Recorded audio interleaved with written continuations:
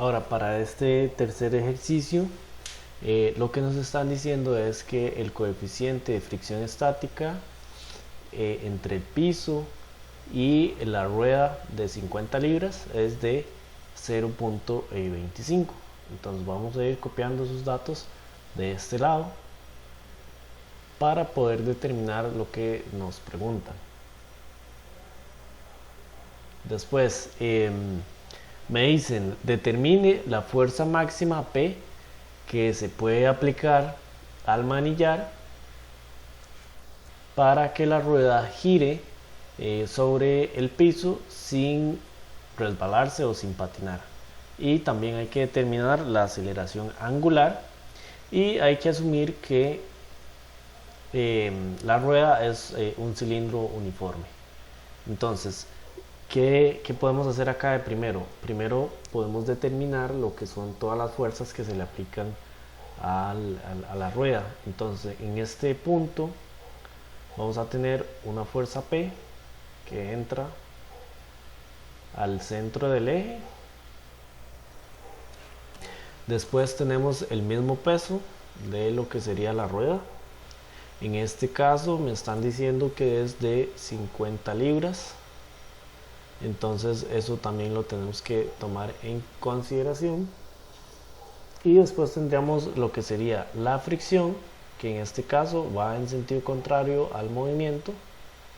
Y también tendríamos lo que sería la normal. Entonces hay que analizar estos puntos para poder determinar todas las fuerzas. Entonces, ¿qué vamos a hacer de primero? Entonces necesitamos hacer sumatoria de fuerzas para luego hacer una sumatoria de momentos. Entonces, igual como en los ejercicios anteriores, la sumatoria de momentos va a ser igual a la inercia por lo que sería la aceleración angular. Entonces, hagamos primero lo que sería la sumatoria de fuerzas en X. Sumatoria de fuerza en X va a ser igual a la masa por la aceleración del centro de gravedad. Entonces, ¿qué fuerzas tendríamos en X? Vamos a tener solamente la fuerza P, que en este caso la debemos de multiplicar por el coseno de 30. Y también tendríamos la fuerza de fricción. Entonces, como va en dirección contraria, la tomamos negativa. Sería la fuerza de fricción. Y esto va a ser igual a la masa, que en este caso serían 50 entre 32,2 por la aceleración del centro de gravedad en el sentido X. Ahora, ¿qué más podemos hacer? Esto ya que tendríamos de dos incógnitas, entonces debemos de dejarlas así, se podrían simplificar y podríamos seguir con lo que sería la sumatoria de fuerzas en sentido Y. Entonces, ¿qué tendríamos de fuerzas en Y? Tendríamos la normal que va para arriba, la tomamos positiva en sentido, digamos, hacia arriba. Le estaríamos restando la fuerza P por el seno de los 30 grados menos el peso de la rueda, que es de 50. En este caso, vea que la rueda no se desplaza en sentido Y, o sea, la rueda solo se va a mover en este sentido. Entonces este punto o el centro de la rueda siempre va a estar en el mismo punto. O sea, solo se desplaza en X, no se desplaza en Y. Entonces no puede tener aceleración en sentido Y. Entonces esta otra parte la tomamos como 0. Ahora podríamos hacer la sumatoria de momentos, que esto sería igual a la inercia por la aceleración angular. ¿Qué tendríamos como momento? Tendríamos una fuerza de fricción por una distancia de 1.5, que eso sería el radio. Entonces lo vamos a multiplicar por 1,5 y eso sería igual a la inercia, que en este caso determinamos la inercia como un medio de la masa por el radio al cuadrado. Entonces vea que como esto es un cuerpo redondo, va a cambiar un poco lo que sería la fórmula. Entonces en este caso va a ser un medio por la masa, que la masa es 50 entre 32,2 por el radio de 1.5 al cuadrado. Esta inercia entonces nos estaría dando 1.74 y las unidades van a ser slug por pie al cuadrado. Entonces ya con la inercia simplemente sustituimos acá 1,74 por la aceleración angular. Entonces aquí vamos a tener la primera ecuación. Esta sería la ecuación 1, tendríamos la ecuación 2 y tendríamos la ecuación 3. Entonces podríamos relacionar la aceleración lineal con la aceleración angular. Entonces en este caso yo puedo decir que la aceleración lineal va a ser igual a la aceleración angular por el radio. Entonces en este caso yo tengo solamente el radio, entonces yo digo que quedaría la incógnita de la aceleración angular por 1,5. entonces esto sería mi cuarta ecuación, y podríamos hacer lo que sería la fuerza de fricción. Entonces la fuerza de fricción va a ser igual a el miedo estático por la normal.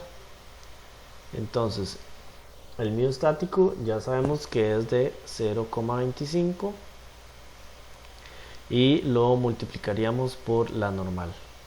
Entonces aquí tendríamos la ecuación número 5.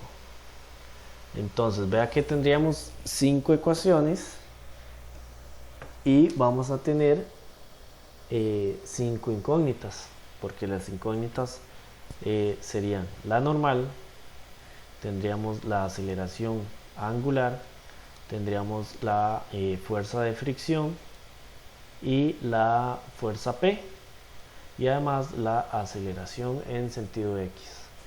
Entonces tendríamos 5 ecuaciones y 5 incógnitas.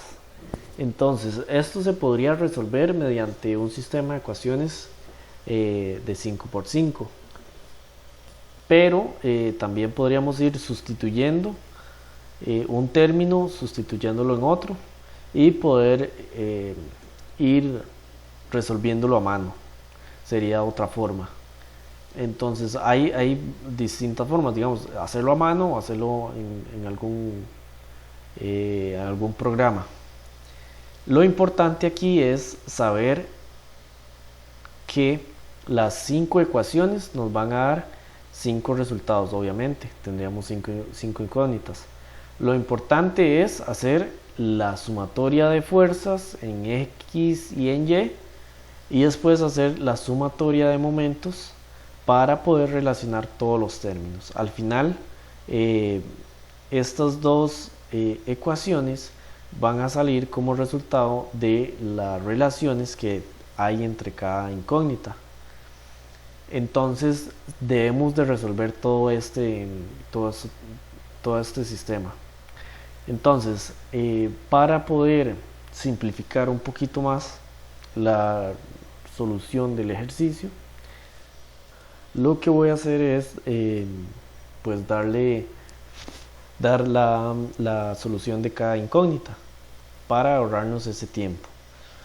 Entonces cuando yo haga todo el sistema de 5×5 vamos a obtener todos los resultados. Entonces voy a decir que al final de resolver todo el sistema vamos a obtener que la aceleración angular la aceleración angular me va a dar 18.9.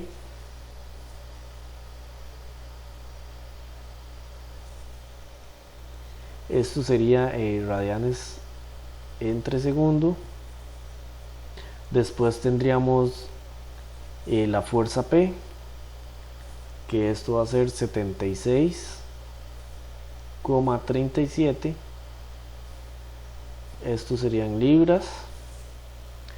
Tendríamos la normal, que en este caso sería de 88.2, también en libras. Y también tendríamos lo que sería la aceleración lineal, que en este caso sería de 28,4. Y al final tendríamos la fuerza de fricción, que en este caso va a ser de 22. Esto sería en libras. Entonces de aquí resolvemos lo que nos están pidiendo. En este caso vea que siempre para este tipo de ejercicios, este tema, siempre debemos de hacer como regla hacer sumatoria de fuerzas en X y en Y, y hacer sumatoria de momentos. ¿Por qué? Porque el momento vamos a tener la incógnita de la aceleración angular. Entonces yo, obteniendo la inercia del sistema, puedo determinar esa aceleración angular, y sabemos que la sumatoria de fuerzas va a ser igual a la masa por la aceleración. Entonces en este caso, si yo obtengo esta aceleración angular, con el radio o con la distancia puedo determinar una aceleración lineal. Entonces, como regla general, siempre debemos de hacer sumatoria de fuerzas y sumatoria de momentos para poder determinar los valores o lo que nos estén pidiendo. También importante recordar lo que es la inercia. Entonces, en muchos casos vamos a tener lo que serían barras, pero como el ejercicio 1 tendríamos una barra que no estaba en su centro de gravedad, estaba apoyado en un punto al final o un punto al inicio. Entonces, si este es el centro de gravedad, cuando yo tenga el apoyo en un extremo o en otra parte que no sea el centro de gravedad, tengo que hacer los ejes paralelos. Estos ejes paralelos siempre los debo de determinar para poder determinar la inercia correcta del sistema. Entonces eso siempre es regla.